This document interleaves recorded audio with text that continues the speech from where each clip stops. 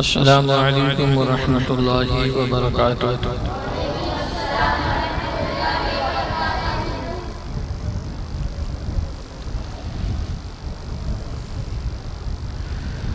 الحمد للہ رب العالمین والصلاة والسلام علی سید الانبیاء والمرسلین طیبین الطاہرین وابنہ الغوث العظم جیلانی وخواجہ اعظم اجمیری اجمعین، اما بعد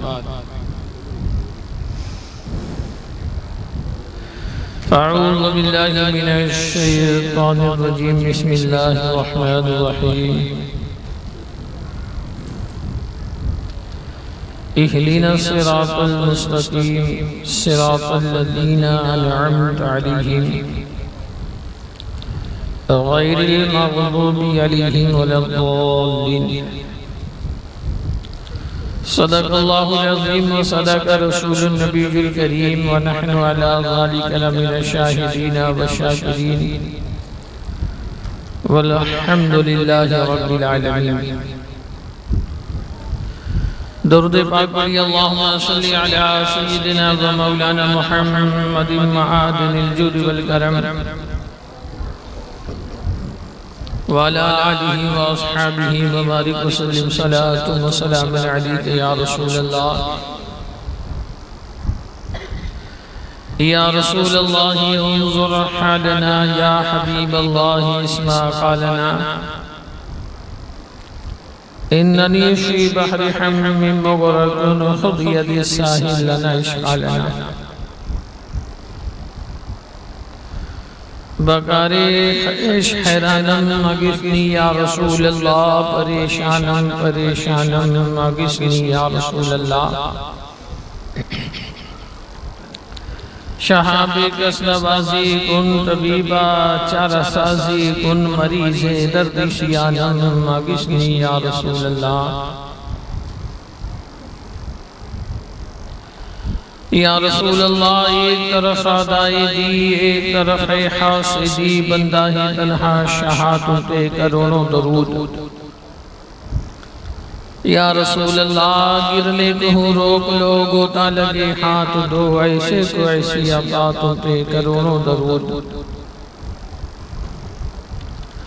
یا رسول اللہ، تم ہو حفیظ و مغیث، کیا ہے سب دشمن خبیث، تم ہو تو پھر خوف کیا، تم پہ کروڑوں درود۔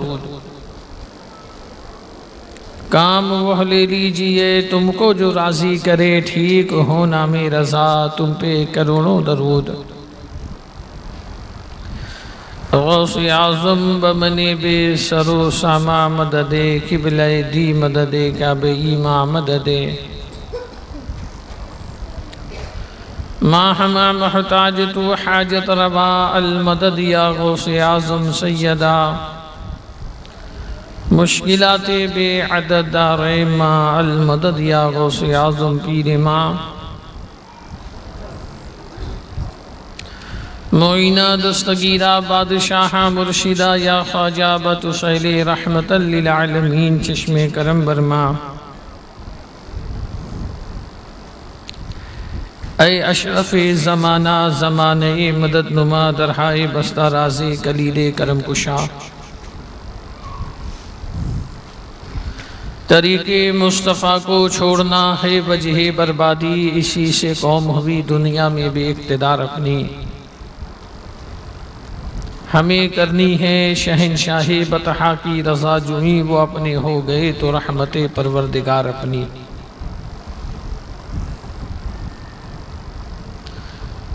قابل احترام بزرگوں اور دوستوں، ماہ محرم الحرام شریف کی یہ 5ویں شب ہے، اور ہمارا اور آپ کا 5واں خطاب۔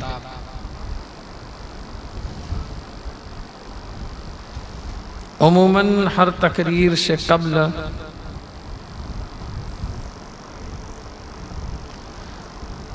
یہ بات میں آپ لوگوں کے گوشے گزار کرتا ہوں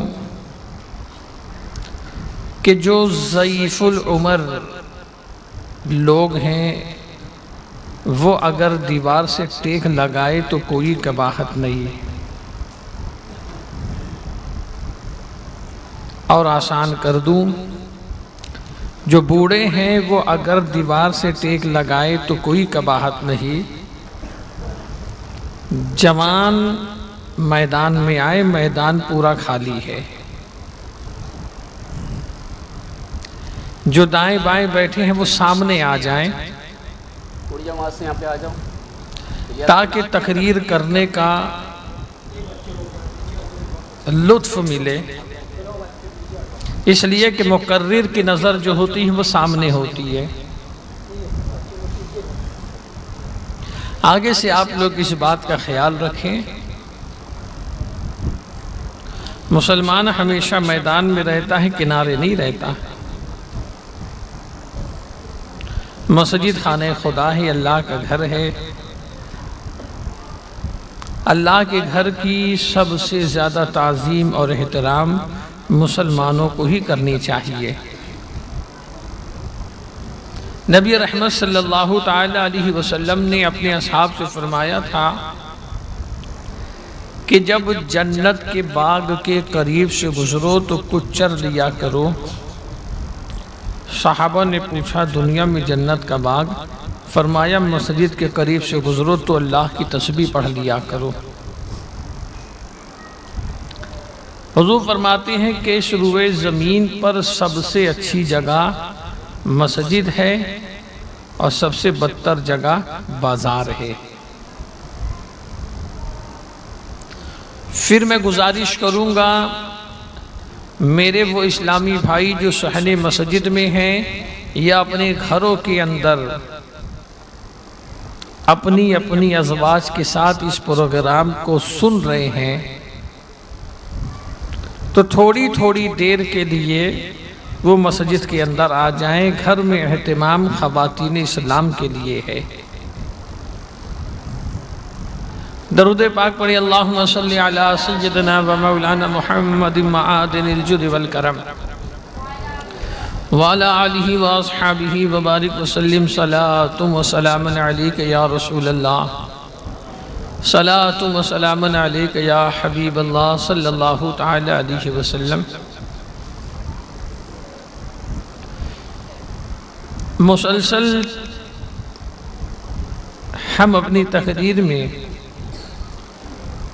سورہ فاتحہ کی روشنی میں ہی پوری گفتگو کو سن رہے ہیں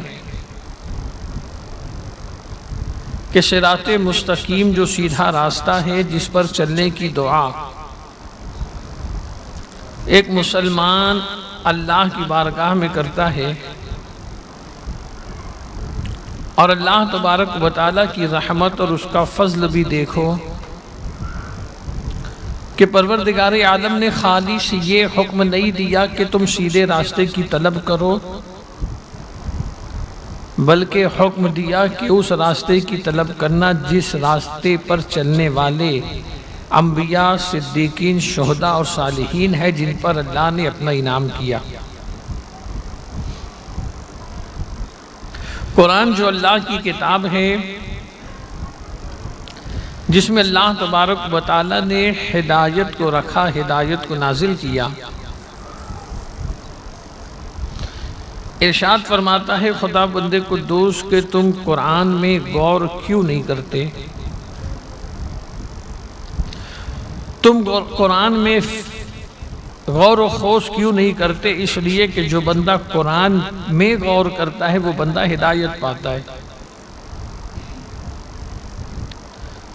ہم نے اللہ کی بارگاہ میں یہ دعا کی کہ پروردگار ہمیں سیدھا راستہ چلا ان کا جن پر تو نے انعام کیا۔ پھر بشری تقاضا، عقل انسانی جو ہوتی تو محدود ہے مگر سوچتی بہت زیادہ ہے کہ پروردگار عالم تیرا حکم، تیرا ارشاد کہ اللہ سے سیدھے راستے کی طلب کرو، ہم نے سیدھے راستے کی طلب کی اور یہ بھی طلب کیا کہ انعام یافتہ بندوں کے راستے پر چلانا، تو تو بتا انعام یافتہ بندے کون ہیں؟ تو اللہ نے وہ بھی بتایا انبیاء، صدیقین، شہداء و صالحین یہ اللہ کے انعام یافتہ بندے ہیں۔ ہم نے صدیق اکبر کی زندگی کو سنا، کیسی بے مثال بے مثل زندگی یاد کی۔ ہم نے حضرت فاروق اعظم رضی اللہ تعالیٰ عنہ کی زندگی کو سنا، مگر ہمارے لیے المیہ یہ ہے اور ہمارے لیے افسوس کی بات یہ ہے کہ ہم صحابہ کی زندگی کو، واقعات کو، بزرگان دین کے اقوال کو سنتے تو ہیں، مگر حال ہمارا اور ہماری قوم کا یہ ہے کہ ایک کان سے سن کر دوسرے کان سے نکال دیتے ہیں۔ پروردگار عالم سورہ یوسف میں فرماتا ہے کہ ہم نے انبیاء کے واقعے اور قصوں کو اس لیے بیان کیا تاکہ لوگ اس سے عبرت و سبق حاصل کریں، کہ انسان اپنی زندگی کے اندر انبیاء، بزرگان دین، صحابہ کی زندگی کو پڑھ کر کے اپنی زندگی کے اندر انقلاب لائے اور سدھار لانے کی وہ کوشش کرے۔ حضرت ابوبکر صدیق کی زندگی کا وہ واقعہ جب مولا علی نے آپ سے پوچھا تھا کہ آپ کو اتنا اونچا مقام کیسے ملا؟ اللہ کے ایسے ایسے اولیاء گزرے، ایسے ایسے اولیاء گزرے۔ حضرت بابا فرید الدین گنج شکر رحمت اللہ علیہ تھے۔ آپ کے زمانے میں کچھ لوگ سونے کی جستجو میں نکلے تھے کہ سونا کہیں سے مل جائے تاکہ زندگی عیش و آرام کی گزرے، جیسا کہ آج بھی بہت سے لوگ ہیں جو زمین کے خزانے کی خواہش رکھتے ہیں کہ زمین کے اندر سے دفینہ نکلے، زمین کے اندر سے خزانہ نکلے، تاکہ ہماری زندگی عیش و آرام سے گزرے۔ اللہ کے بندو، محنت کی کھاؤ گرچہ آدھی روٹی ملے، اس میں اللہ تبارک و تعالی تمہیں سکون اور چین عطا فرمائے گا۔ حرام کا اگر پورا بھی کھا لو گے تو یاد رکھنا پیٹ تو بڑھ جائے گا، دل کو سکون کبھی نہیں ملے گا۔ حضرت بابا فرید الدین گنج شکر رحمت اللہ علیہ کے زمانے میں چند جوان نکلے تھے سونے کی جستجو میں کہ کہیں سے سونا ہاتھ آ جائے۔ راستے میں حضرت بابا فرید الدین گنج شکر کی خانقاہ پڑی تو وہ نوجوان آپ کی بارگاہ میں آئے زیارت کے لیے، طلب فیض کے لیے بیٹھے۔ تھوڑی دیر بیٹھنے کے بعد سب چلے گئے، ایک رک گیا۔ جو ایک رکا تھا اس کے دوستوں نے کہا تو نہیں چلے گا؟ کہا نہیں، اب میں نہیں چلوں گا، میں انہی کی بارگاہ میں رہوں گا، انہی کی خدمت کروں گا۔ وہ رک گیا۔ دن گزرتے رہے، کافی دنوں کے بعد وہ جو ایک رکا تھا اس کے دوست احباب ملے اور کہا کہ دیکھ ہماری زندگی کتنے عیش و آرام کی ہے، تو بابا فرید الدین گنج شکر کی بارگاہ میں رہا، کل بھی غریب تھا آج بھی غریب ہے، ہمیں تو سونا مل گیا، ہماری زندگی بڑے اطمینان کی ہے۔ آپ نے سنا ہوگا نگاہ ولی میں وہ تاثیر دیکھی، بدلتی ہزاروں کی تقدیر دیکھی۔ بابا فرید الدین گنج شکر اپنی خانقاہ میں بیٹھے بیٹھے فرماتے ہیں کہ بیٹا کوئی ڈھیلا لے آؤ، مجھے استنجا کرنا ہے، مجھے پیشاب کرنا ہے۔ اب یہ نوجوان اپنے پیر کے لیے، اپنے مرشد کے لیے جیسے ہی مٹی کا ڈھیلا اٹھاتا ہے وہ سونا بن جاتا ہے، پھینک دیتا ہے۔ دوسرا اٹھاتا ہے وہ سونا بن جاتا ہے، اسے پھینک دیتا ہے۔ جتنا اٹھائے سب سونا بنتا ہے، سب پھینک دیتا ہے۔ بابا فرید الدین گنج شکر نے کہا کہ بیٹا کیا بات ہے، مجھے استنجا کرنی ہے، مٹی کا ڈھیلا لے کر کے آؤ۔ کہا حضور کیا کروں، جتنا ڈھیلا اٹھا رہا ہوں سب سونا بن جاتا ہے۔ ارشاد فرماتے لے آ، اسی سونے کے ڈھیلے سے استنجا کر لیتا ہوں۔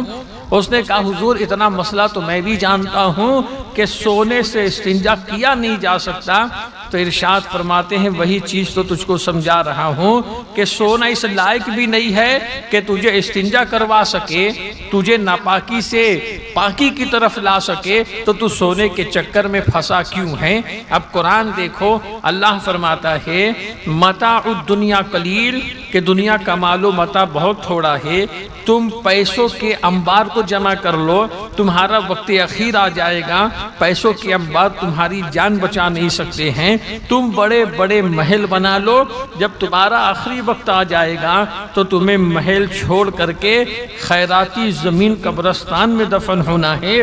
تم کتنا ہی اونچا، کتنا ہی اچھا کپڑا زیب تن کر لو، مگر جب تم مر جاؤ گے تمہارے گھر والے تمہارے بدن سے تمہارا کپڑا اتار کر کے وہی چونے کا کفن تم کو پہنا کر کے چونا لگانے والے ہیں، اور تمہارے بدن سے تمہارا کپڑا اتار لیں گے۔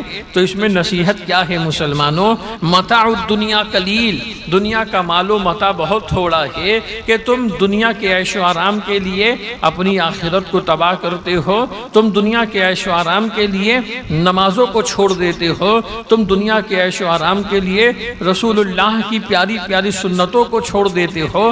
قرآن دیکھو، قرآن کہتا ہے انما اموالکم و اولادکم فتنہ، کہ یہ تمہارا مال اور یہ تمہاری اولاد یہ تمہارے لیے فتنہ ہے۔ کہ مال اور اولاد تمہارے لیے فتنہ کیسے ہے؟ کہ مال کی جستجو انسان کرتا ہے، اور اللہ تبارک و تعالی نے اپنے بندوں کو حکم دیا ہے رزق حلال کمانے کا اور رزق حلال کھانے کا حکم دیا ہے۔ پھر قرآن میں اللہ تعالیٰ یہ کیوں فرماتا ہے انما اموالکم و اولادکم فتنہ؟ اس کی وجہ یہ وہ مال تمہارے لیے فتنہ نہیں ہے جو مال تم کو نماز سے نہیں روکتا ہے، وہ مال تمہارے لیے فتنہ نہیں ہے جس مال کے ذریعے تم اللہ کی عبادت اور بندگی کر سکتے ہو، وہ مال تمہارے لیے فتنہ ہے جس مال کی محبت میں تم نمازوں کو چھوڑ دیتے ہو، جس مال کی محبت میں تم حلال و حرام کی تمیز کو فراموش کر دیتے ہو، جس مال کی محبت میں تم رسول اللہ کی سنتوں کو فراموش کر دیتے ہو، جس مال کی محبت میں تم یتیموں اور بیواؤں کے حق کو غصب کر جاتے ہو، یہ تمہارے لیے فتنہ ہے۔ اولاد کی تمنا تو ہر کوئی کرتا ہے، اولاد کی جستجو اور اولاد کی خواہش تو ہر کوئی کرتا ہے۔ پھر اللہ نے قرآن میں یہ فرمایا کہ تمہاری اولاد بھی تمہارے لیے فتنہ ہے، تو اس کی اصل و بنیادی وجہ یہ ہے کہ اولاد کی تربیت کے لیے، اولاد کو کھلانے پلانے کے لیے، اولاد کے پالن پوشن کے لیے آدمی حرام و حلال کی تمیز کو فراموش کرتا ہے۔ اگر تم نے اپنی اولاد کو حرام کھلا دیا ہے تو یاد رکھنا مسلمانوں، جس طریقے سے انسان اگر نماز نہیں پڑھتا ہے تو اس کا چہرہ بے نور ہو جاتا ہے، اسی طریقے سے اگر انسان اپنی اولاد کو حرام کھلاتا ہے تو اس کی نسلیں تباہ ہو جاتی ہے اور اس کی اولاد اس کی نافرمان ہو جاتی ہے۔ تو اے مسلمانوں، بابا فرید الدین گنج شکر رحمت اللہ علیہ نے بتلا دیا کہ سونا اس لائق بھی نہیں ہے کہ انسان اس سے استنجا کر سکتا ہے، تو انسان پھر متاع دنیا کے پیچھے بھاگتا کیوں ہے؟ حقیقت میں حقیقی زندگی کو مسلمانوں نے فراموش کیا اور دنیا کی زندگی کو مسلمانوں نے اپنا سب کچھ سمجھا ہے۔ اسی لیے اللہ نے قرآن میں جو دعا سکھائی ہے، اے میرے بندو تم یہ دعا کرو، اے اللہ ہمیں سیدھے راستے پر چلا، ان کا راستہ جن پر تو نے انعام کیا ہے، نہ کا ان کا جو بہک گئے اور جو گمراہ ہوئے ہیں، بہکے ہوئے کے راستے پہ ہمیں مت چلانا۔ بہکا کون ہے؟ یہود و نصارہ ہے۔ بہکا کون ہے؟ مشرکین کفار ہے، عیسائی ہے، جو بے راہ روی کا شکار ہے، جن کے نزدیک دنیا ہی سب کچھ ہے، مگر مسلمانوں کے نزدیک دنیا ایک عارضی مکان ہے۔ حقیقی زندگی مسلمانوں کی جو ہے وہ مرنے کے بعد کی ہے۔ ہم نے اللہ سے دعا کی تو اللہ نے ہمیں یہ بھی بتا دیا کہ انبیاء، صدیقین، شہداء و صالحین، ان کا راستہ دیکھو، ان کے راستے پر چلو۔ جب تم ان کے راستے پر چلو گے تو یقین مانو کہ تم بھی انعام یافتہ ہو جاؤ گے۔ حضرت ابو بکر صدیق سے مولا علی نے جب پوچھا تھا کہ آپ کا مقام اتنا اونچا کیسے ہے، تو حضرت ابو بکر صدیق نے 5 باتیں جو بتائی تھی، ان 5 باتوں میں ایک بات یہ تھی کہ جب میرے سامنے 2 کام آتا ہے، ایک کام کا تعلق دنیا سے ہوتا ہے اور ایک کام کا تعلق آخرت سے ہوتا ہے تو میں دنیا کے کام کے اوپر آخرت کے کام کو ترجیح دیا کرتا ہوں، آخرت کے کام کو اولیت دیا کرتا ہوں۔ اسی وجہ سے اللہ تبارک و تعالی مجھے کامیابی عطا فرماتا ہے اور میرے مقام کو جو اتنا اونچا رکھا ہے۔ یہی نہیں مسلمانوں، ایک واقعہ اکثر میں اپنے گفتگو میں عرض کیا کرتا ہوں۔ ایک بنیا تھا جو دکانداری کیا کرتا تھا۔ لوگ اکثر یہ شکایت کرتے ہیں نا کہ ماحول بہت خراب ہے، دھندا بہت خراب ہے، بوندی نہیں ہوئی، گراکی نہیں آئی، بسم اللہ نہ معلوم کیا کیا جملہ کہتے ہیں۔ یہ سب مایوسی کے جملے ہیں مسلمانوں کہ ایک دن اگر تمہارا دھندا نہیں چلتا ہے تو تم 4 آدمی کو بتاتے ہو، اور جس دن تمہارا دھندا چلتا ہے تم 1 آدمی کو بھی نہیں بتاتے ہو۔ جس دن تمہارا دھندا چلتا نہیں ہے تم شکایتیں کرتے ہو، اور جس دن تمہارا دھندا چل جاتا ہے اس دن تم اللہ کا شکر نہیں کرتے ہو اور صدقات نہیں دیتے ہو۔ یہ انسان کی ناشکری کے کلمات جو ہے اسے بے برکتی کا شکار کرتے ہیں۔ وہ بنیا بڑا پریشان رہتا تھا، اس کی دکان چلتی نہیں تھی۔ کسی نے کہا کہ فلاں علاقے میں چلا جا، اللہ کے ایک ولی ہے، ان سے دعا کروا لے، وہ دعا کر دیں گے، تیرا کاروبار چلنے لگے گا۔ آیا آپ کی بارگاہ میں، بڑے ادب سے بیٹھا، اللہ والے تھے، وہ اپنی گردن کو جھکائے نیچے منڈی کیے بیٹھے تھے۔ کہا حضور بڑا پریشان ہوں، میری دکان ہے، میں بنیا کا کاروبار کرتا ہوں، میری دکان میں دھندا نہیں ہوتا۔ اپنے سر کو اٹھاتے ہیں، ارشاد فرماتے جا ناپ تول برابر کیا کر، کوئی تعویذ نہیں دیتے ہیں، کوئی گنڈا نہیں دیتے ہیں، کوئی بندش نہیں کرتے ہیں، کوئی اگربتی پھونک کر کے نہیں دیتے ہیں، فقط کہا کہ اپنی دکانداری کر، ناپ تول برابر برابر کیا کر، ناپ تولی کے اندر کمی بیشی مت کیا کر، تو کانٹے مارا مت کر، جتنا وزن ہو اتنا سامان دیا کر۔ اب یہ گیا آپ کی نصیحت کے مطابق ناپ تول کے برابر برابر دینے لگا۔ حال یہ ہو گیا تھا کہ جب کوئی گراہک آتا تو خود کہتا اپنے ہاتھ سے ناپ کر کے لے لو، گراہک اپنے ہاتھ سے ناپ کر کے لینے لگے۔ اللہ نے برکت عطا فرمائی، اتنی برکت کہ اس نے اپنے ترازو کے پلے کو سونے کا بنوا دیا۔ اب لوگوں کے سامان کو سونے کے پلے میں وزن کر کر کے دیتا تھا۔ پھر آیا آپ کی بارگاہ میں وہی سونے کا ترازو لے کر کے کہ حضور آپ نے کہا تھا، میں آپ کی نصیحت پر عمل کرنے لگا، دیکھو اللہ نے اتنی برکت عطا فرمائی، یہ میرا ترازو جو ہے یہ سونے کا ترازو ہے۔ اللہ کے ولی اپنے سر کو اٹھاتے ہیں، فرماتے لے جا اور جا کر کے کسی تالاب میں پھینک دے، لے جا کر کے کسی سمندر میں پھینک دے۔ کہا اب اس نے چوں چرا نہیں کیا، اس لیے کہ ملا تھا اسی در سے، لے جا کر کے پھینک دیا۔ آج کا ہوتا تو کہتا کہ شاید یہ سٹیا گئے ہے، سونے کا ترازو کوئی سمندر میں لے جا کر کے پھینکتا ہے کہ تالاب میں لے جا کر کے پھینکتا ہے۔ عقیدت مند تھا، سچی محبت کرنے والا تھا، حکم پاتے ہی لے جا کر کے سونے کے ترازو کو تالاب میں پھینک دیتا ہے، پھر آتا ہے اپنے کاروبار میں لگ جاتا ہے۔ کچھ دن کے بعد دوسرے علاقے سے قافلہ آ رہا تھا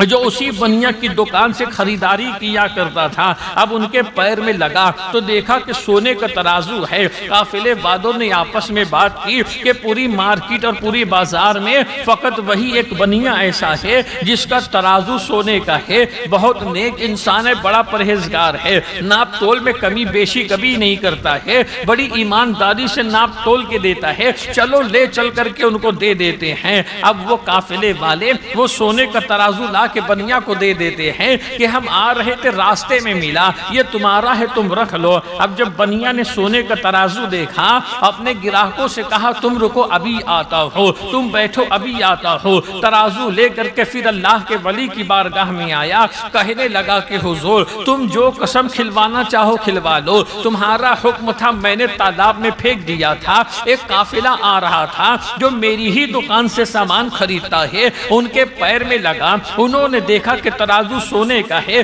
لا کر کے انہوں نے مجھ کو دے دیا ہے، آپ کا حکم تھا میں نے پھینک دیا۔ اپنے سر کو اللہ کے ولی اٹھاتے ہیں، ارشاد فرماتے ابھی بات تیرے سمجھ میں نہیں آئی، یہی بات تجھ کو سمجھا رہا ہو، اگر حلال کا ہے سمندر میں بھی جائے گا تو واپس تیرے پاس آئے گا، وہ غرق نہیں ہو سکتا ہے، وہ تباہ نہیں ہو سکتا ہے، وہ برباد نہیں ہو سکتا ہے۔ تو معلوم کیا ہوا مسلمانوں کہ آج مسلمانوں کی معیشت جو برباد برباد ہوئی ہے، آج مسلمانوں کے کاروبار جو تباہ ہوئے ہیں، آج مسلمان جو ایک ایک روپیے کے لیے پریشان ہے، اس کی اصل اور بنیادی وجہ یہ ہے کہ مسلمان اپنا کاروبار حلال طریقے سے نہیں کرتا ہے، کہیں نہ کہیں اس کے کاروبار کے اندر جو ہے آمیزش ہو جاتی ہے، اس کے کاروبار کے اندر ملاوٹ ہو جاتی ہے۔ اور دوسری ایک چیز یہ کہ آج مسلمان اپنا کاروبار اوپر کرنے کے لیے دوسرے کے کاروبار کو تباہ کرنے کی کوشش کرتا ہے، مگر اے مسلمانوں،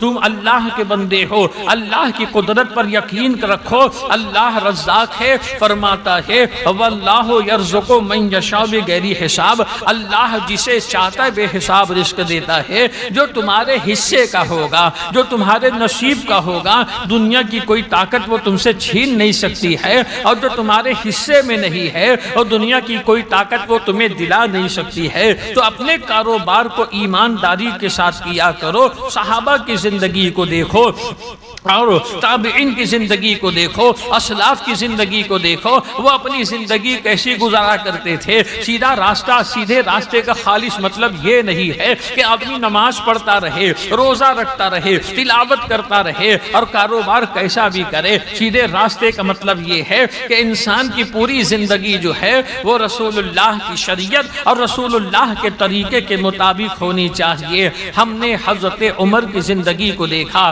حضرت عمر رضی اللہ تعالیٰ عنہ نے کس طریقے سے رسول اللہ کی نعابت کے حق کو ادا کیا ہے۔ حضرت فاروق اعظم نے عید کے موقع پر حضرت فاروق اعظم رضی اللہ تعالیٰ نے ایک کرتا زیب تن کیے ہوئے تھے۔ حضرت فاروق اعظم کی جو جسامت تھی نا، حضرت فاروق اعظم بڑے لمبے چوڑے تھے۔ حضرت فاروق اعظم کی جسامت یہ تھی کہ جب دور سے آپ کو کوئی دیکھا کرتا تھا تو آپ کی گردن جو ہے یہ آپ کے کندھے سے ملی ہوئی نظر آتی تھی۔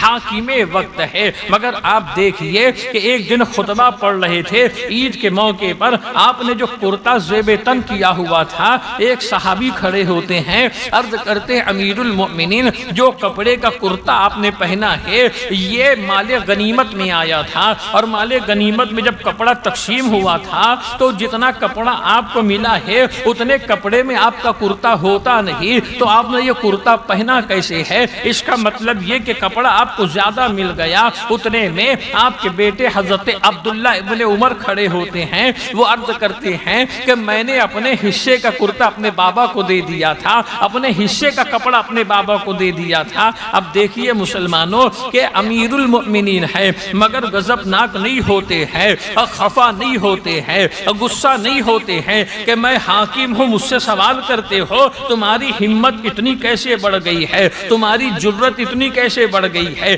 دیکھیے حاکم وقت ہے، جب مصر کے فتح ہونے کی بات تھی اور جب مصر کا ایک قلعہ فتح ہونے کی بات تھی، مسلمانوں نے وہاں پہ گھیراؤ کیا، سارے عیسائی قلعے کے اندر موجود ہے۔ حضرت فاروق اعظم جب وہاں جانے کا ارادہ کرتے ہیں اپنے غلام کے ساتھ، جب اب مدینے سے روانہ ہوتے ہیں، ایک سواری تھی، چلنے والے دو تھے، اب آپس میں بات ہوتی ہے کہ جو ہے یہ سفر کیسے طے کیا جائے۔ حضرت فاروق اعظم فرماتے ہیں کہ یہاں سے مصر تک کی اتنی منزل ہے، ایک منزل میں سواری پہ میں بیٹھوں گا، تم نکیل پکڑو گے، جب وہ منزل آ جائے گی تو میں نکیل پکڑوں گا، سواری پہ تم بیٹھ جاؤ گے، اسی طریقے سے ہم یہ سفر کو پورا کریں گے۔ اب یہاں سے یہ سفر شروع ہوتا ہے، حضرت فاروق اعظم سواری پہ بیٹھتے ہیں، آپ کا غلام و خادم جو تھا وہ سواری کی لگام کو تھامے ہوئے تھا، راستہ چلتے چلتے اب ایک منزل بچی ہوتی ہے، اب باری ہوتی ہے غلام کی کہ غلام سواری پہ بیٹھے گا اور آقا جو ہے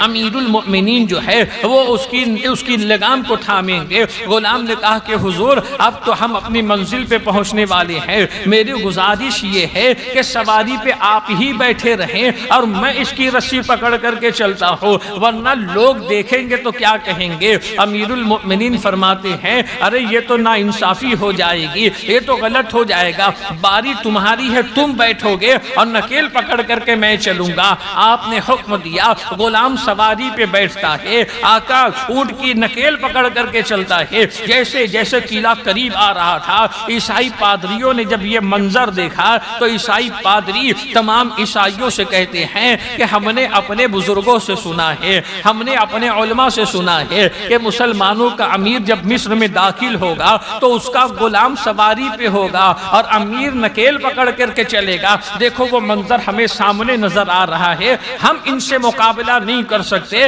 جو اپنے نبی کی شریعت پر اتنے پابند ہوتے ہیں۔ اب بتائیے مسلمانوں، کیا وہ چیز، وہ اخلاق اور وہ محبت اور وہ تعظیم آج مسلمانوں کے اندر موجود ہے؟ اگر کوئی آقا ہے تو وہ اپنے، اگر کوئی مالک ہے، کوئی سیٹ ہے تو وہ اپنے نوکر کو نامعلوم کیا سمجھتا ہے، بڑی حقارت کی نظر سے دیکھتا ہے، بڑی حقارت سے اس سے بات کیا کرتا ہے۔ اے اللہ کے بندو یاد رکھنا، اسلام نے انسانیت کی تعلیم دی ہے، اسلام نے پہلے انسان کو انسان بنایا ہے اور انسانیت کی تعلیم دی ہے۔ اگر وہ تمہارا نوکر ہے تو نوکر ہی صحیح، مگر وہ نوکر ہونے سے پہلے ایک انسان ہے اور اس کے وہ پورا حق حاصل ہے کہ اس کے ساتھ انسانیت کو سلوک کیا جائے، اس کے ساتھ انسانیت کا برتاؤ کیا جائے۔ امیر المؤمنین کو جب ابو لولو فیروز نے زخمی کیا اور زخم سے جب بے ہوشی کے عالم سے جب عالم ہوش میں آتے ہیں اور آپ نے نماز کے وقت کو پوچھا، اپنی نماز کو آپ نے ادا کی اور اس کے بعد جیسے جیسے آپ کا وقت اخیر قریب آ رہا تھا، آپ نے اپنے بیٹے حضرت عبداللہ سے فرمایا کہ جاؤ ام المؤمنین حضرت عائشہ صدیقہ سے اجازت لے لو، حضرت عائشہ صدیقہ سے کہنا کہ میرے ابو کی آرزو ہے، میرے ابو کی خواہش ہے کہ جب ان کا انتقال ہو جائے تو ان کی تدفین روضہ رسول اللہ میں ہو، آپ کے حجرے کے اندر ہو جائے۔ آج جہاں نبی پاک علیہ الصلوۃ والسلام کا روضہ ہے نا، یہ حقیقت میں ام المؤمنین حضرت عائشہ صدیقہ رضی اللہ تعالیٰ عنہ کا مکان ہے۔ حضرت عائشہ صدیقہ اسی مکان میں رہتی تھی۔ حضرت فاروق اعظم نے فرمایا کہ ام المؤمنین سے پوچھو، اگر وہ اجازت دے دیں تو میرے انتقال کے بعد مجھے میری جب تدفین ہوگی تو حضرت صدیقہ کے حجرے میں رسول اللہ کے پہلو میں مجھے دفن کر دینا۔ حضرت عبداللہ جب آتے ہیں تو کیا دیکھتے ہیں؟ ام المؤمنین حضرت عائشہ صدیقہ حضرت فاروق اعظم کے لیے رو رہی تھی کہ آپ زخمی ہو گئے ہیں، آپ کے بدن سے خون بہ رہا ہے، اس لیے کہ آپ کی وجہ سے اسلام کو نصرت بہت ملی تھی، آپ کی وجہ سے فتوحات بہت ہوئی تھی۔ جب حضرت عبداللہ نے ام المؤمنین سے یہ ساری بات کہی اور حضرت فاروق اعظم کو پیغام کو سنا دیا تو ام المؤمنین فرماتی ہے کہ عبداللہ سنو، وہ جگہ تو میں نے اپنے لیے رکھی تھی کہ جب میرا انتقال ہو جائے تو میں چاہتی تھی رسول اللہ کے پہلو میں مجھ کو دفن کیا جائے، مگر میں اپنی جان کے اوپر امیر المؤمنین فاروق اعظم کو فوقیت دیتی ہوں، میں اجازت دیتی ہوں کہ ان کی وفات کے بعد ان کو وہاں پہ دفن کر دیا جائے۔ حضرت عبداللہ آ کر کہ یہ خوشخبری وہ بشارت جب سناتے ہیں اس وقت بھی حضرت فاروق اعظم فرماتے ہیں کہ یہ تو اللہ کا شکر ہے کہ ام المؤمنین نے اجازت دے دی ہے، مگر عبداللہ یاد رکھو جب میرا انتقال ہو جائے،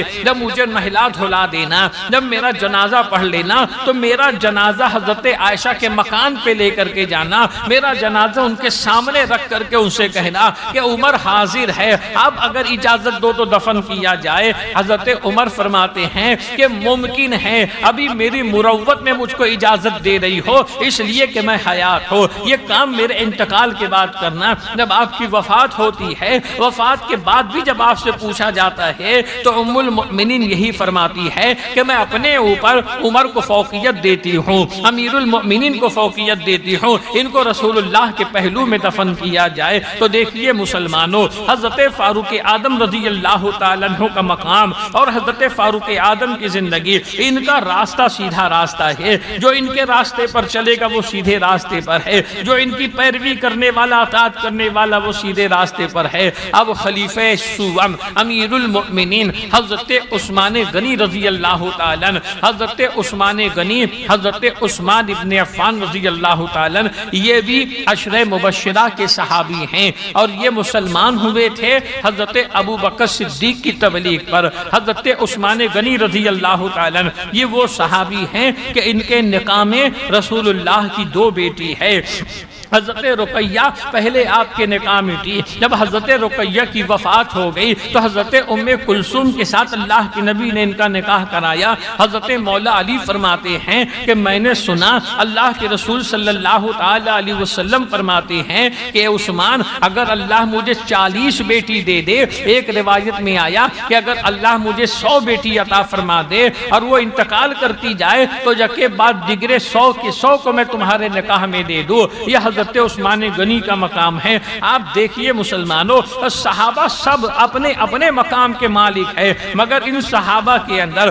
صحابہ کو بعض فضیلتیں ایسی حاصل ہے۔ حضرت آدم علیہ السلام کے زمانے سے لے کر کے مصطفیٰ جان رحمت صلی اللہ تعالی علیہ وسلم کے مبارک زمانے تک کے کوئی آدمی تنہا حضرت عثمان غنی کے علاوہ ایسا نہیں ہے جس کے نکاح میں کسی نبی کی 2 بیٹیاں ہو۔ تنہا حضرت عثمان غنی رضی اللہ تعالیٰ عنہ وہ ہیں کہ جن کو یہ شرف حاصل ہے کہ رسول اللہ کی 2 بیٹیاں آپ کے نکاح میں تھی، اسی لیے آپ کا لقب ہے ذوالنورین، یعنی 2 نور والے، کہ آپ کے نکاح میں نبی پاک صلی اللہ علیہ وسلم نے اپنی 2 بیٹیاں عطا فرما دی۔ حضرت عثمان غنی حضرت ابو بکر صدیق کی تبلیغ سے دامن اسلام میں آئے تھے۔ جب آپ دامن اسلام میں آئے تو آپ کے چچا جو تھے حاکم بن آپ کو ایک مکان کے اندر قید کر لیا، آپ پہ ظلم و ستم کیا کرتا تھا، بار بار کہتا تھا اے عثمان تو دین رسول کو چھوڑ دے،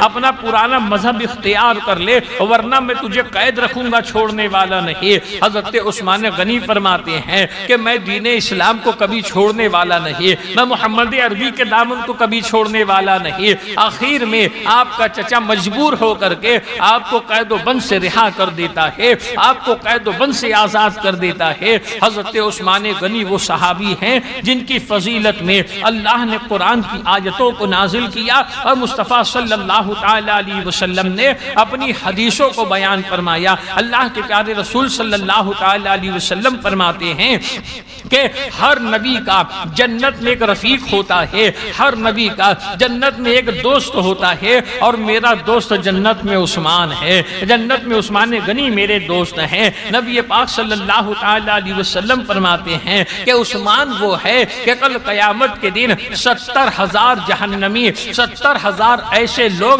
جن پر جہنم واجب ہو چکا ہوگا، حضرت عثمان کی شفاعت سے اللہ تعالیٰ انہیں بے حساب جنت میں داخل فرما لے گا اور ان کا کوئی حساب نہیں لیا جائے گا۔ یہ حضرت عثمان غنی رضی اللہ تعالیٰ عنہ ہے۔ آپ دیکھیں حضرت ابو موسیٰ اشعری رضی اللہ تعالیٰ عنہ کی حدیث ہے۔ حضرت ابو موسیٰ اشعری فرماتے ہیں کہ میں نبی پاک صلی اللہ تعالی علیہ وسلم کے ساتھ مدینے کے ایک باغ کے اندر تھا، باغ کا دروازہ بند تھا، کسی نے دروازے پہ دستک دی اور دروازہ کھولنے کو کہا تو نبی رحمت فرماتے ہیں کہ جاؤ ان کے لیے دروازہ کھولو اور انہیں جنت کی بشارت دے دو۔ ابو موسیٰ اشعری کہتے ہیں کہ جب میں نے دروازے کو کھولا تو دیکھا ابو بکر ہیں، میں نے کہا کہ رسول اللہ نے تمہیں جنتی ہونے کی بشارت دی، آپ نے کہا الحمدللہ رب العالمین۔ پھر دروازہ بند ہوتا ہے، پھر کسی نے دروازے پہ دستک دی تو رسول کائنات فرماتے جاؤ دروازہ کھولو، آنے والے کو جنت کی بشارت دے دو۔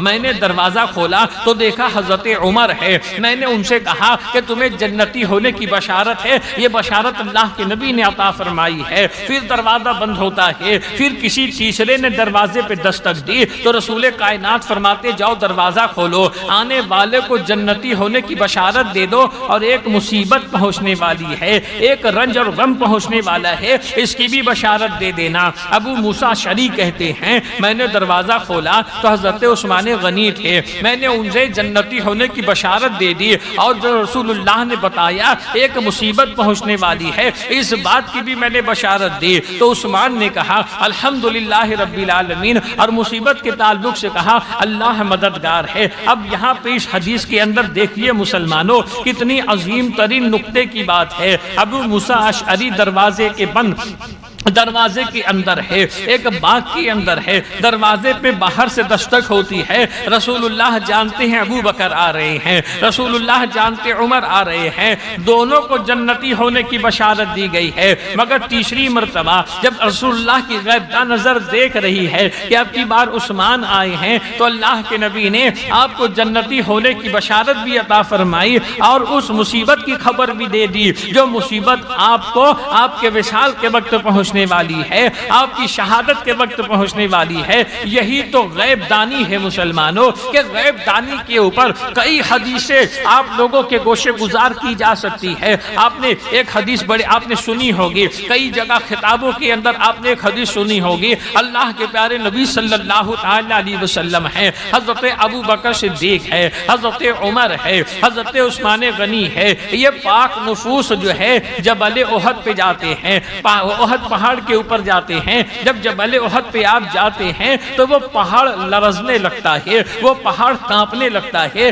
تو اللہ کے پیارے نبی صلی اللہ علیہ وسلم اپنے قدم پاک سے اس پہاڑ کے اوپر ضرب لگاتے ہیں، ارشاد فرماتے ہیں رک جا اے پہاڑ رک جا، تیرے اوپر اس وقت اللہ کا ایک نبی ہے، تیرے اوپر اس وقت ایک صدیق ہے اور 2 شہید ہیں۔ اب بتائیے مسلمانوں، کیا یہ غیب دانی نہیں ہے؟ اللہ کے نبی نے کہا تیرے اوپر ایک نبی ہے، تو اپنی ذات کے تعلق سے کہا کہ میں اللہ کا نبی ہوں، کہا تیرے اوپر ایک صدیق ہے، وہ حضرت ابو بکر صدیق سے کہا پھر 2 شہید کون ہے؟ ایک شہید حضرت عمر ہے، ایک شہید حضرت عثمان غنی ہے۔ ابھی جب رسول اللہ کی وفات ہوگی پھر ابو بکر خلیفہ بنیں گے، ان کی وفات ہوگی، پھر عمر خلیفہ بنیں گے، پھر وہ شہید کیے جائیں گے، ان کی شہادت کے بعد حضرت عثمان خلیفہ بنیں گے، پھر 12 سال 6 مہینے تک کے حضرت عثمان غنی کی خلافت چلے گی، پھر آپ شہید کیے جائیں گے۔ اتنے بات کی خبر رسول اللہ پہلے عطا فرما رہے ہیں۔ اسی کو تو غیب دانی کہتے ہیں مسلمانوں، اسی کو تو علم غیب کہتے ہیں مسلمانوں۔ اچھا جبل احد کی بات آئی ہے، اللہ اس مقدس پہاڑی کی زیارت ہم سب کو عطا فرما دے۔ ہے فقط ایک پہاڑ مسلمانوں، مگر جانتے ہو کتنا عظیم ترین پہاڑ ہے۔ اللہ کے پیارے رسول نے فرمایا کہ یہ جبل احد مجھ سے محبت کرتا ہے اور میں اس سے محبت کرتا ہوں، اور یہ پہاڑ قیامت کے دن جنت میں داخل کیا جائے گا۔ جبل احد کے سامنے ایک پہاڑ ہے جسے جبل عیر کہا جاتا ہے، اس پہاڑ کے تعلق سے حضور نے فرمایا یہ جبل عیر مجھ سے بغض رکھتا ہے اور میں اس سے بغض رکھتا ہوں، قیامت کے دن یہ جہنم میں داخل کیا جائے گا۔ 2 پہاڑ ہے۔ اب بتائیے مسلمانوں کہ جب کبھی زندگی وفا کرے، جب کبھی مدینہ جانا، مدینے سے تھوڑا قریب جبل احد ہے، اور جب میدان احد بھی وہی ہے، جب کبھی وہاں جانا اپنی آنکھوں سے جبل احد کو دیکھ لینا، ہے پہاڑ مگر اللہ کی عزت کی قسم جب آپ احد پہاڑ کو دیکھو گے نا تو ایسا لگے گا اللہ اس پہاڑ پہ اپنے انوار و تجلیات کو نازل کر رہا ہے، ایسا لگے گا اس پہاڑ کے اوپر نور کی بارش ہو رہی ہے، اور اسی کے سامنے جبل عیر ہے، بیچ سے ایک راستہ نکلا ہوا ہے۔ جب جبل عیر کو دیکھو گے تو آپ کے دل کے اندر دہشت پیدا ہو جائے گی، اس کے اوپر کوئی نورانیت نہیں ہوتی ہے، اس کے اوپر کوئی روشنی نہیں ہوتی ہے۔ جب ایک پہاڑ رسول سے محبت کرے، جب ایک پتھر نبی سے محبت کرے تو وہ پتھر نورانی ہو جاتا ہے اور جنت میں داخل کیا جائے گا۔ ایک پتھر جب نبی سے بغض کرے وہ منحوس ہو جاتا ہے، وہ جہنم میں داخل کیا جائے گا۔ تو بتائیے مسلمانوں، اگر مسلمان نبی سے محبت کرے تو کیا اللہ اپنے اس بندے کو اپنے نور سے محروم رکھے گا، اس بندے کو جنت سے محروم رکھے گا؟ ہمارا یقین ہے مسلمانوں، ہمارا ایمان ہے مسلمانوں کہ کل قیامت کے دن پروردگار اپنے فضل سے ہم سب کو جنت جو عطا فرمائے گا یہ مصطفیٰ کی غلامی کے صدقے عطا فرمائے گا، حضور کی محبت کے صدقے عطا فرمائے گا۔ تو اے مسلمانوں، اچھا اگر آپ اس کو دیکھنا چاہیں، اگر کبھی وہاں جانے کا موقع نہ ملے تو اپنے شہر کے اندر دیکھ لینا، اس عالم کو دیکھنا جو رسول سے محبت کرنے والا ہے، اس کا چہرہ نورانی ہوتا ہے، اور اس مولوی کو دیکھ لینا جو رسول کے غیب پر اعتراض کرتا ہے، وہ اگر گورا چٹا بھی ہوتا ہے تو منحوسیت اس کے چہرے سے نظر آتی ہے، منحوسیت اس کے چہرے سے دکھتی ہوئی نظر آتی ہے۔ تو یہ کیا ہے مسلمانوں؟ جانتے ہو ہمارا چہرہ روشن اس لیے ہوتا ہے کہ ہم مصطفیٰ پیارے کو اللہ کا نور مانتے ہیں۔ قد جاءکم من اللہ نور و کتاب مبین، کہ مصطفیٰ پیارے اللہ کا نور ہے۔ جب ہم نبی کو نور مانتے ہیں تو اس نور کی برکت سے اللہ ہمارے چہرے کو روشن کر دیتا دیتا ہے اور یقین ہے اللہ کی رحمت کے اوپر کہ جب ہم دنیا سے جائیں گے تو نور مصطفیٰ کی برکت سے ہماری قبریں بھی روشن ہوں گی، ہماری قبروں کے اندر بھی نور مصطفیٰ کا اجالا ہوگا۔ تو مسلمانوں، حضرت عثمان غنی رضی اللہ تعالیٰ عنہ کو اللہ کے نبی صلی اللہ علیہ وسلم نے یہ بشارت عطا فرمائی کہ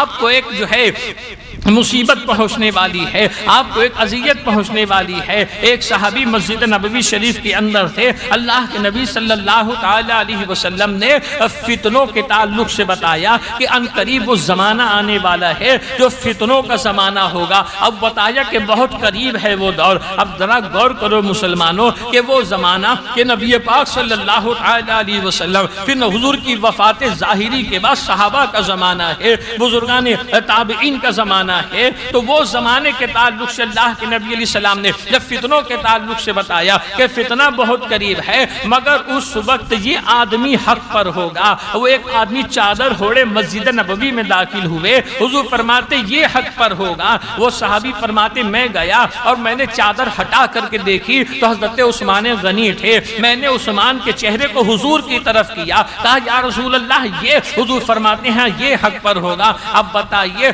وہ رافضی کہاں ہے، وہ شیعہ خبیث کہاں ہے، اور وہ لوگ کہاں ہے جو خلفائے ثلاثہ پر اعتراض کیا کرتے ہیں؟ وہ سالے ملعون کہاں ہے جو حضرت ابو بکر صدیق کو، حضرت عمر کو، حضرت عثمان ذو النورین کے تعلق سے نہ معلوم کیسے کیسے نازیبہ کلمات کہا کرتے ہیں؟ ان خلفائے ثلاثہ کی عظمتوں کو اللہ کے پیارے رسول صلی اللہ علیہ وسلم نے اپنی حدیثوں کے اندر بیان کیا۔ ان شیعہ اندھوں کو یہ حدیثیں نظر نہیں آتی ہے، ان رافضیوں کو یہ حدیثیں نظر نہیں آتی ہے۔ یہ سب ملعون کافر و مردود ہیں جو خلفائے راشدین کے تعلق سے جو ہے اول فول بقا کرتے ہیں۔ اللہ کے نبی نے بشارت عطا فرمائی کہ فتنوں کے دور میں بھی عثمان حق پر ہوگا۔ حضرت عمر کے تعلق سے کہا کہ جہاں عمر ہوں گے حق وہاں پر ہوگا۔ حضرت ابو بکر صدیق رضی اللہ تعالیٰ عنہ کے تعلق سے کہا میرے دوست کو میرے لیے چھوڑ دو۔ مطلب کیا ہے؟ اصل دین تو مصطفیٰ پیارے صلی اللہ علیہ وسلم ہے نا۔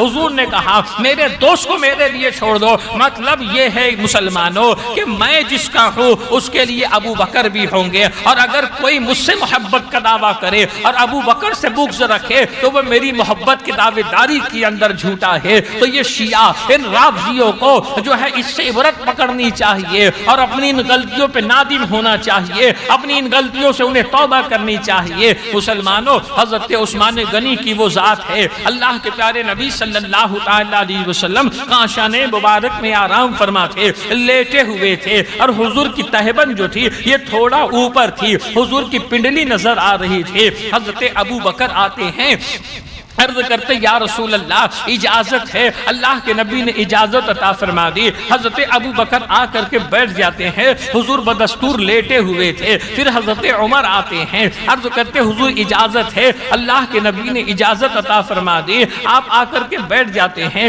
حضور بدستور لیٹے تھے، تھوڑی دیر کے بعد حضرت عثمان ذو النورین آتے ہیں۔ جب آپ نے اجازت مانگی فوراً اللہ کے نبی اٹھ کر کے بیٹھتے ہیں اور اپنی تہبند کو نیچے کر کے اپنی پنڈلی کو چھپا لیتے ہیں، پھر اجازت دیتے ہیں۔ حضرت عثمان بھی آ کر کے بیٹھتے ہیں، تھوڑی دیر مشاورت ہوتی ہے، تھوڑی دیر بات چیت ہوتی ہے۔ جب یہ تینوں مقدس ہستیاں اپنے اپنے گھر کو روانہ ہوتے ہیں، ام المؤمنین حضرت عائشہ نے پوچھ لیا یا رسول اللہ یہ کیا بات ہے؟ ابو بکر آئے آپ لیٹے تھے، عمر آئے آپ لیٹے تھے، عثمان غنی کے لیے آپ اٹھ کر کے بیٹھ گئے۔ میرے آقا فرماتے عائشہ سنو، جب ابو بکر آئے میں لیٹا تھا، عمر آئے میں لیٹا تھا، میری تہبند اوپر تھی، میری پنڈلی دکھ رہی تھی، مجھے عثمان سے حیا آتی ہے، اس لیے کہ عثمان وہ ہے جن سے فرشتے بھی حیا کیا کرتے ہیں، جس سے فرشتے بھی شرمایا کرتے ہیں۔ عثمان وہ ہے مسلمانوں کہ کل قیامت کے دن اللہ تبارک و تعالی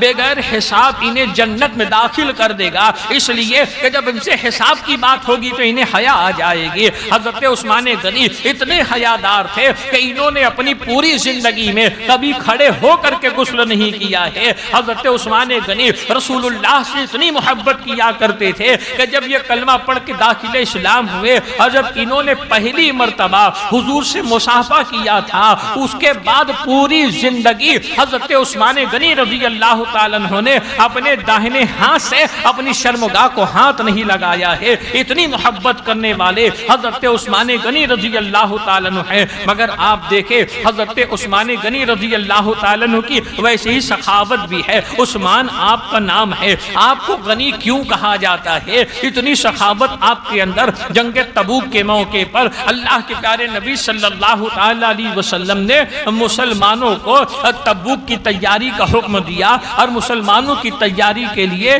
مسلمانوں سے صحابہ سے چندہ جمع کرنے کی تعلیم دی۔ اب وہ زمانہ ایسا زمانہ تھا کہ اس وقت صحابہ معاشی اعتبار سے بڑے پریشان تھے، مگر اس وقت جو ہے جنگ تبوک کا موقع آ گیا اور تبوک مدینے سے کافی دور تھا، تقریباً 600 میل دور تھا۔ اب وہاں تک پہنچنا، اب تبوک کے موقع پر ایسا بھی ہوا تھا ایک ایک سواری پہ دو صحابہ تھے، ایک ایک کھجور میں دو صحابہ گزارا کیا کرتے تھے۔ وہ تبوک کی جنگ ہوئی تھی جب اللہ کے نبی نے مسجد نبوی شریف کے اندر اپنے صحابہ سے کہا کہ راہ خدا میں اپنے اموال کو دے دو، راہ خدا میں اپنے مال کی قربانی پیش کرو۔ حضرت عثمان کھڑے ہوتے ہیں، عرض کرتے یا رسول اللہ 100 اونٹ ماں ساز و سامان کے میں راہ خدا میں پیش کرتا ہوں۔ بیٹھ جاتے ہیں، پھر نبی رحمت ترغیب دینے لگتے ہیں، پھر حضرت عثمان کہتے ہیں یا رسول اللہ 200 اونٹ ماں ساز و سامان کے میں راہ خدا میں دیتا ہوں۔ پھر اللہ کے نبی ترغیب دینے لگتے ہیں، حضرت عثمان کھڑے ہوتے ہیں، عرض کرتے یا رسول اللہ 300 اونٹ ماں ساز و سامان کے میں راہ خدا میں دیتا ہوں۔ اور ایک حدیث میں آیا کہ حضرت عثمان غنی نے 1000 اونٹ، 600 گھوڑے اور 10,000 دینار راہ خدا میں پیش کیے۔ جب وہ دینار حضور کی بارگاہ میں پیش کیے، اللہ کے نبی اس دینار کو اپنی گود میں رکھتے، اسے اچھالتے اور خوشی خوشی فرماتے اس کے بعد عثمان پر کوئی گناہ نہیں، اس کے بعد عثمان پر کوئی گناہ نہیں۔ یہی نہیں مسلمانوں، حضرت عثمان غنی وہ صحابی ہیں آپ نے 2 مرتبہ رسول اللہ کے دستے کرم سے جنت کو خریدا ہے۔ جب صحابہ مکے والے مہاجرین ہجرت کر کے مدینہ آئے تھے تو مدینے کا پانی تھوڑا کھارا تھا، اس مہاجرین صحابہ سے پیے نہیں جا رہا تھا، تو مدینے میں کنواں تھا، کنویں روما ایک کنواں، اور وہ کنویں کا مالک جو تھا اس پانی کو قیمتاً بیچا کرتا تھا۔ اللہ کے نبی نے اس سے فرمایا یہ کنواں جنت کے کنویں کے بدلے میں مجھ کو دے دے، یہ کنواں جنت کے چشمے کے بدلے مجھ کو دے دے، یہ کنواں تم مجھ کو دے دے، اس کے بدلے میں جنت کا چشمہ تجھ کو دیتا ہوں۔ تو کہنے لگا یا رسول اللہ میں غریب ہوں، یہی پانی بیچ کر کے میرے بچوں کا گزارا ہوتا ہے، اگر میں آپ کو یہ کنواں جنت کے کنویں کے بدلے دے دوں تو میں اپنے بچوں کو کھلاؤں گا پلاؤں گا کیا؟ اب یہ خبر پہنچی حضرت عثمان غنی کو، حضرت عثمان غنی گئے 35,000 درہم دے کر کے اس کنویں کو خرید لیتے ہیں۔ خریدنے کے بعد حضور کی بارگاہ میں آتے ہیں، یا رسول اللہ کیا وہ جنت کا کنواں آپ مجھ کو بیچیں گے؟ کیا وہ جنت کا چشمہ آپ مجھ کو بیچیں گے جو فلاں کنویں کے مالک کو بیچ رہے تھے؟ حضور فرماتے ہیں ہاں میں بیچ دوں گا۔ عرض کرتے ہیں اس کنویں کو میں نے خرید لیا ہے اور مسلمانوں کے لیے میں اس کنویں کو وقف کر دیتا ہوں۔ اب بتائیے مسلمانوں، یہاں پر ایک نقطہ اور سنتے ہوئے چلو، ایک عقیدہ حضرت عثمان غنی کا سنتے ہوئے چلو۔ ہمارا عقیدہ کیا ہے؟ خالق جنت خدا بندے کو دوست ہے۔ ہمارا عقیدہ کیا ہے کہ جنت کو پیدا کرنے والی ذات اللہ کی ہے، مگر ساتھ ہی ساتھ ہمارا عقیدہ ہے مالک جنت مصطفیٰ جان رحمت صلی اللہ علیہ وسلم ہے۔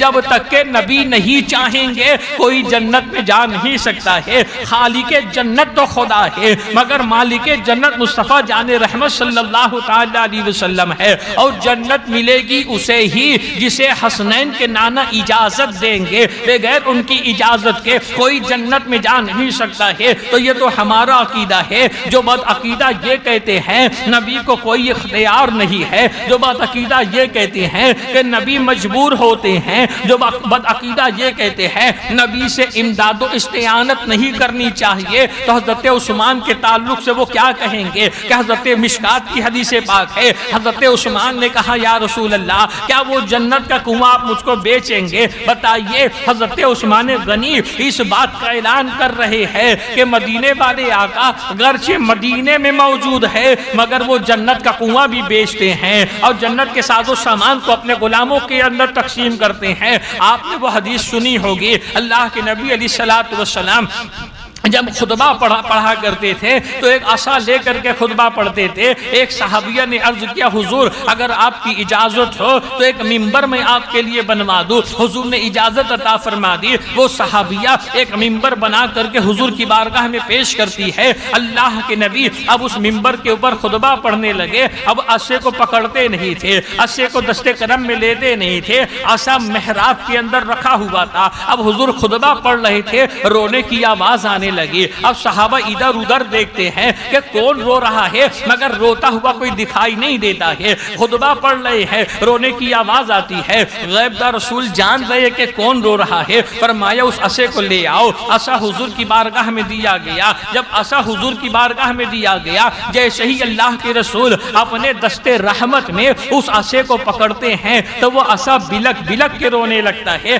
آپ نے دیکھا ہوگا بچہ دور ہوتا ہے تو روتے رہتا ہے مگر جیسے ہی باپ اپنے دامن کو پھیلا لے اور بچہ دوڑتا ہوا آتا ہے، اب باپ کے سینے سے لپٹتا ہے تو ہچکیاں لے لے کر کے بچہ رونے لگتا ہے، تو ویسے ہی بچے کے جیسا وہ عصا رونا شروع کر دیتا ہے کہ اب تو دامن رحمت میں آ گیا ہوں، اب تو رسول اللہ کے دستے کرم میں آ گیا۔ اللہ کے نبی فرماتے ہیں اگر تو کہے، اب دیکھیے مسلمانوں، رسول اللہ کا اختیار دیکھیے، رسول اللہ کی قدرت دیکھیے، رسول اللہ کا تصرف دیکھیے۔ حضور فرماتے ہیں، عصے سے فرماتے ہیں اگر تو کہے تو دنیا میں ہرا بھرا درخت بنا دوں، اگر تو کہے تو تجھے جنت میں اگا دوں۔ اب بتائیے مسلمانوں، وہ مجمع میں ابو بکر صدیق بھی موجود ہے، صحابہ کی جماعت کثیر موجود ہے، کسی صحابی نے یہ نہیں کہا کہ یا رسول اللہ اتنی بڑی دعوے داری کیسی، پیدا کرنے والی ذات تو خدا کی ہے، خالق جنت تو خدا ہے، وہی جسے چاہے گا جنت دے گا، جسے چاہے گا جنت سے محروم کرے گا۔ آپ تو ایک بشر ہیں،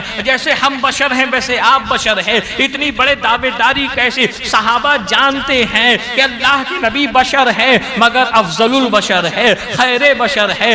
صحابہ سب جانتے ہیں کہ لسان مصطفیٰ میں اللہ کی قدرت بولتی ہے، دہن مصطفیٰ میں اللہ کی قدرت بولتی ہے۔ یاد رکھنا مسلمانوں، تمام صحابہ کا ایمان ہے، تمام صحابہ کا عقیدہ ہے، اللہ کے نبی نے جو کہہ دیا وہ ہو گیا۔ اگر دین کو رات کہا تو رات ہو گئی، رات کو دن کہا تو دن ہو گیا۔ یہی وجہ تھی نا مسلمانوں، ایک اشارہ کیا تو چاند دو ٹکڑے ہو جاتا ہے، ایک اشارہ کیا تو ڈوبا ہوا سورج نکل کے آ جاتا ہے، ایک اشارہ کیا تو ابو جہل کی بن مٹھی کے اندر کنکریاں کلمہ پڑھنے لگتی ہے، ایک اشارہ کیا تو درخت جو ہے جڑوں سمیت حضور کی بارگاہ میں آ جاتا ہے۔ تو یہ تمام صحابہ کا عقیدہ ہے کہ رسول اللہ مختار کائنات ہے، رسول اللہ مالک کائنات ہے، خالق کائنات خدا بند قدوس ہے۔ اللہ نے کائنات کو بنا دیا اور کہا مصطفیٰ ہم نے کائنات کو پیدا کیا ہے، اس کا مالک تم کو بنایا ہے، اب جیسی کائنات چلانا چاہتے ہو چلا لو، یہ پوری کائنات کے مالک تم ہو۔ یہ جنت کو بنا دیا، اب جنت کے مالک تم ہو، جو تمہارا ہوگا وہ جنت کا حقدار ہوگا، جو تمہارا نہیں وہ جنت کا حقدار نہیں ہوگا۔ اللہ کے نبی نے اس درخت اس عصے کو جو ہے زمین میں دفن کیا اور زمین میں دفن کرنے کے بعد فرمایا اسے میں نے جنت کے اندر اگا دیا ہے۔ یہ اختیار مصطفیٰ ہے مسلمانوں، یہ رسول اللہ کا تصرف ہے، یہ رسول اللہ کی طاقت۔ حضور کے زمانے میں دو کافر آئے تھے حضور کی آزمائش کرنے کے لیے، حضور کا امتحان لینے کے لیے۔ بہت سے ہوتے ہیں نا امتحان لینے والے، ہمارے پاس بھی ایسے بہت سے آتے امتحان لینے والے علم آزمانے کے لیے۔ یاد رکھنا کبھی کسی کے علم کی پیمائش کرنی نہیں چاہیے، کبھی کسی کا علم آزمانا نہیں چاہیے۔ اور وہ گئے بھی تو حضور کی بارگاہ میں گئے ہیں کہ جن کے صدقے آدم کو نبوت ملی ہے، جن کے صدقے ابراہیم علیہ السلام کو نبوت ملی ہے، جن کے توسل سے پوری کائنات کو وجود ملا ہے، وہ گئے بھی تو ان کی بارگاہ میں۔ کہا آپ اللہ کے رسول ہیں؟ فرمایا میں اللہ کا رسول ہوں۔ کہا ٹھیک ہے ہم ایک کھجور کا بیج لیتے ہیں، بغیر بوئے اسے اگا کر کے دکھا دو۔ آپ نبی ہو تو اختیار ہوگا، آپ نبی ہو تو آپ کے پاس تصرف ہوگا، آپ نبی ہو تو آپ کے پاس معجزہ ہوگا۔ اب دیکھیے مسلمانوں، اس وقت کے کافروں میں آج کے وہابیوں میں فرق دیکھو۔ اس وقت کے کافر جانتے تھے کہ جو نبی ہوتے ہیں ان میں تصرف ہوتا ہے، جو نبی ہوتے ہیں ان میں قدرت ہوتی ہے، جو نبی ہوتے ہیں ان میں طاقت ہوتی ہے۔ آج کے وہابی اس کا ماننے سے انکار کرتے ہیں کہ نبی کے اندر تصرف نہیں ہے، نبی کے اندر طاقت و قدرت نہیں ہے۔ اب بتائیے مسلمانوں، وہ کافر کہتے آپ نبی ہونا تو تصرف و قدرت آپ کے اندر ہوگی، آپ کے اندر اختیار ہوگا۔ اللہ کے نبی نے کہا اختیار ہے، اور کھجور کا بیج جو ہے یہ زمین میں بونا نہیں ہے، بغیر زمین میں بوئے اسے اگا کر کے دکھا دو، اور کہا کہ بیج ہم لے کر کے آئیں گے۔ اللہ کے نبی نے اجازت دے دی، وہ اپنا بیج لے کر کے آتے ہیں، اور حضور نے فرما دیا کہاں اگانا ہے، کہا ہمارے ساتھ چلو۔ اپنے ساتھ لے کر کے گئے، ایک جگہ کی نشاندہی کی، اس جگہ اللہ کے نبی نے اس کھجور کے بیج کو رکھا اور اسی کے اوپر ایک پتھر رکھ دیا، فرمایا بغیر بوئے یہ اگے گا۔ کہا کب تک اگے گا؟ ارشاد فرمایا کل عصر کی نماز کے بعد آ جانا، مجھ کو اپنے ساتھ لے کر کے آنا، یہ کھجور کا ایک تناور درخت بن جائے گا۔ اب وہ تھے تو کافر نہ، کافر کا کوئی اعتبار کیا نہیں جاتا۔ آپ نے آزمایا ہوگا الیکشن کے اندر کہ کافر کا کوئی اعتبار نہیں ہوتا ہے۔ یہ زمانہ ایسے آگے بڑھتا چلا جا رہا ہے، کافر کی بات تو بہت دور ہو چکی، آج تو اعتبار مسلمانوں کی باتوں کا بھی نہیں ہے، آج تو اعتبار مسلمانوں کی زبانوں کا بھی نہیں ہے۔ اللہ کے نبی کاشانہ پاک چلے گئے، اللہ کے نبی رات میں آرام کرنے لگے، یہ دونوں کافر جاتے ہیں، پتھر ہٹاتے ہیں، بیج اٹھا کر کے جیب میں رکھ لیتے ہیں، پھر اسی جگہ پتھر رکھ دیتے ہیں۔ کہاں بیج نہیں ہے تو کھجور کا درخت اگے گا کیسے؟ اب اگے گا نہیں، ہم ان کی نبوت کو جھٹلا دیں گے۔ اب دوسرا دن ہوتا ہے، عصر کی نماز کے بعد آتی ہے، کہا محمد چلو،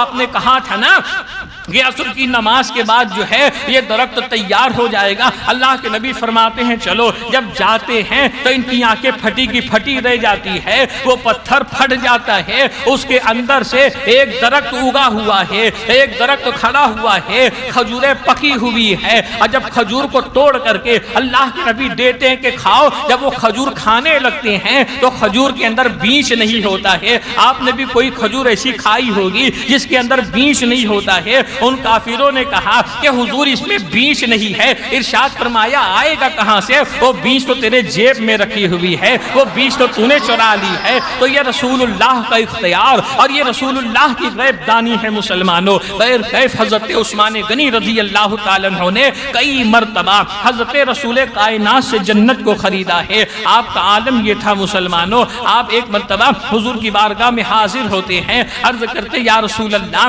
میں آپ کی ضیافت کرنا چاہتا ہوں، میں آپ کی دعوت کرنا چاہتا ہوں، آپ اپنے احباب کے ساتھ، آپ اپنے اصحاب کے ساتھ غریب خانے پہ تشریف لائے۔ وقت مقررہ پر اللہ کے پیارے رسول صلی اللہ علیہ وسلم حضرت عثمان غنی کے مکان پہ جانے لگے۔ حضرت عثمان غنی حضور کے پیچھے پیچھے ایک ایک قدم کو گنتے گنتے چل رہے تھے۔ میرے آقا نے فرمایا عثمان میرا قدم کیوں گن رہے ہو؟ عرض کرتے یا رسول اللہ میں چاہتا ہوں کہ کاشانہ مبارک سے لے کر کے میرے مکان تک کے آپ جتنا قدم چلیں گے آپ کی تعظیم کے لیے ہر ایک قدم کے بدلے میں ایک ایک غلام کو آزاد کر دوں گا۔ یہ سخاوت حضرت عثمان غنی کے اندر ہے، یہ سخاوت آپ کے اندر ہے۔ یاد رکھنا مسلمانوں، جب راہ خدا میں دو گے نا تو وہ چیز کم کبھی نہیں ہوتی ہے۔ اگر مال راہ خدا میں دو گے تو مال کے اندر برکت آئے گی، اگر وقت راہ خدا کے اندر دو گے تو وقت کے اندر برکت آئے گی۔ آج مسلمانوں کے پاس وقت نہیں ہے نمازوں کے لیے، آج مسلمانوں کے پاس وقت نہیں ہے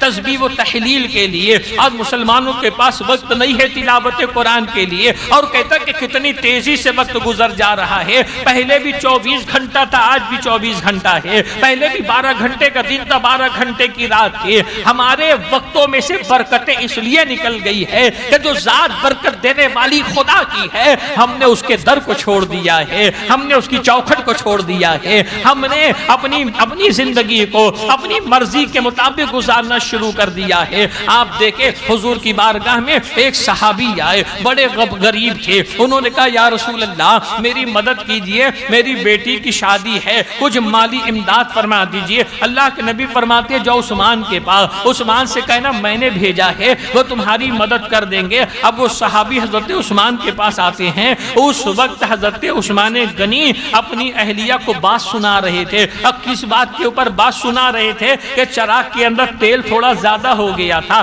چراغ کی لو تھوڑا موٹی ہو گئی تھی۔ اب ظاہر سی بات ہے مسلمانوں، لو موٹی ہوگی تو تیل زیادہ جلے گا۔ چراغ کی لو موٹی ہو گئی تھی، وہ موٹی لو کی وجہ سے تیل زیادہ جلے گا، اس وجہ سے آپ بات سنا رہے تھے۔ آپ کے دل کے اندر بات آ گئی کہ عثمان موٹی لو کی وجہ سے کہ تیل زیادہ خرچ ہوگا، یہ بات سنا رہے ہیں، یہ مجھ کو کیا دیں گے؟ یہ واپس ہونے لگے تھے کہ اتنے میں حضرت عثمان غنی نے دیکھ لیا، یا آپ گھر کے باہر نکلے، کہا کیسے آنا ہوا، بتا دیا کہ حضور کے پاس گیا تھا، اللہ کے نبی نے آپ کے پاس بھیجا ہے، میری یہ بات ہے، مجبوری ہے۔ حضرت عثمان غنی ہاتھ پکڑتے ہیں، فرماتے میرے ساتھ چلو، میرا مال تجارت آیا ہوا ہے جو اس وقت مدینے کے باہر ہے، لے کر کے جاتے ہیں شہر مدینہ کے باہر۔ ایک میدان میں اونٹ بیٹھا ہوا تھا اور اونٹ کے اوپر ساز و سامان لگے ہوئے تھے۔ حضرت عثمان فرماتے ہیں یہ اونٹ پکڑ لو، یہ اونٹ بھی تمہارا ہے، اس کے اوپر جتنا مال رکھا ہے یہ تمہارا ہے۔ وہ صحابی ایک اونٹ کو پکڑتے ہیں، اس کو اٹھا کر کے کھڑا کرتے ہیں تو اس ایک کے ساتھ 7 اونٹ اٹھ کر کے کھڑے ہو جاتے ہیں۔ حضرت عثمان فرماتے ہیں جاؤ، یہ 7 اونٹ تمہارا ہے، اس کے اوپر جو لدا ہے یہ سب کچھ تمہارا ہے۔ کیوں کہا؟ اس لیے کہ عثمان غنی نے آنے والے کو نہیں دیکھا بھیجنے والے کو، کہ بھیجنے والا قاسم نعمت ہے، بھیجنے والے وہ ہیں کہ جو خلق کے حاکم اور رزق کے قاسم ہے، کہ عثمان کو جو کچھ ملا ہے رسول اللہ کے در دولت سے ملا ہے، جب انہوں نے مانگا ہے تو میں 1 2 نہیں جتنا ہے سب کچھ راہ خدا کے اندر دے دوں گا۔ یہ حضرت عثمان غنی رضی اللہ تعالیٰ عنہ کی ذات ہے۔ اس کے علاوہ اور بھی بہت سے واقعات اور بھی بہت سے فضائل آپ کے موجود ہیں، مگر اس سے ہمیں سبق و درس کیا ملتا ہے مسلمانوں، کہ صحابہ کی زندگی ہمارے لیے ایک بہترین نمونہ ہے۔ جب ہم نے کہا اے اللہ میں سیدھا راستہ چلا، ان کا جن پر تو نے انعام کیا ہے، تو ہمیں صحابہ کی زندگی،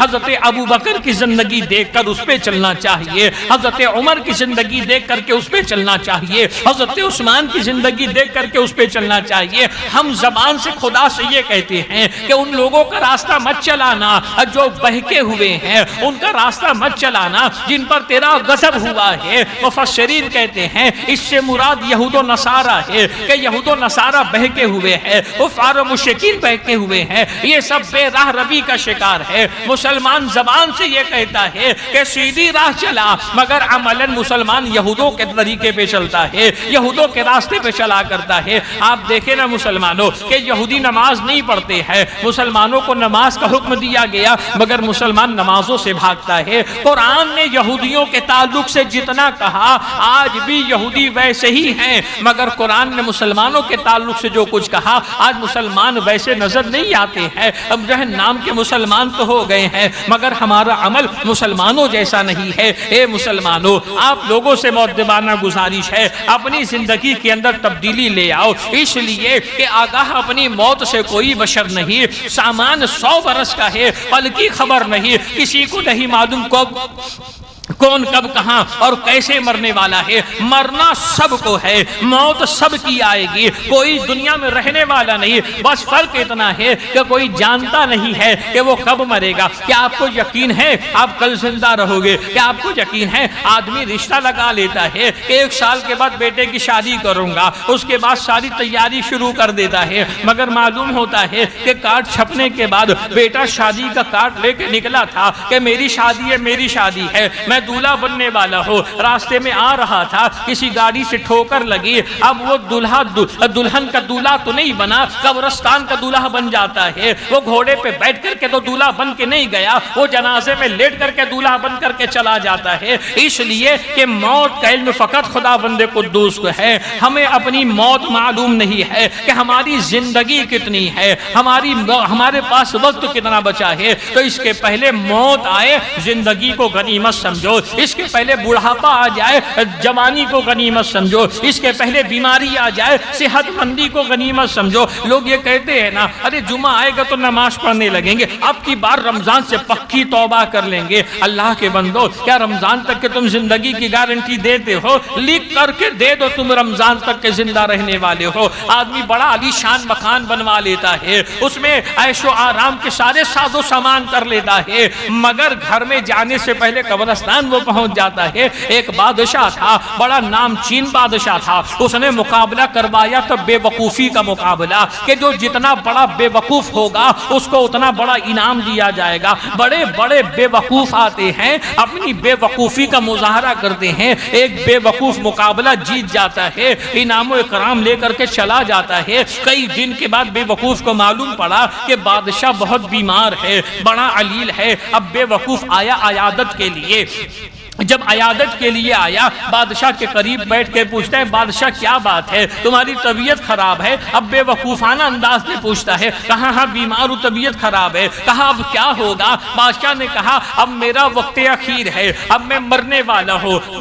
بے وقوف نے کہا یہ موت کیا چیز ہے؟ بادشاہ نے کہا بے وقوف کہ موت یہ کہ میں اس دنیا سے اب دوسری دنیا میں جانے والا ہوں، اب دنیا چھوڑ کے آخرت کی طرف جانے والا ہوں۔ اس بے وقوف نے عقل مندانہ گفتگو کی۔ بے وقوف نے کہا اچھا یہ دنیا چھوڑ کے دوسری دنیا میں جاؤ گے تو اچھا بادشاہ یہ بتاؤ، یہ دنیا میں تمہارا محل ہے، اس دنیا میں تمہارا کوئی محل ہے کہ نہیں؟ کہا کوئی محل نہیں ہے۔ پھر بے وقوف نے کہا اس دنیا میں تمہارے نوکر چاکر ہیں، تمہارے خادم ہیں، تمہاری خدمت کرنے والے سب کچھ موجود ہے، اس دنیا میں تمہاری خدمت کرنے والے تمہارے نوکر چاکر ہے کہ نہیں؟ کہا کوئی نہیں ہے، اس دنیا میں مجھے تنہا رہنا ہے، اس دنیا میں مجھے اکیلے رہنا ہے۔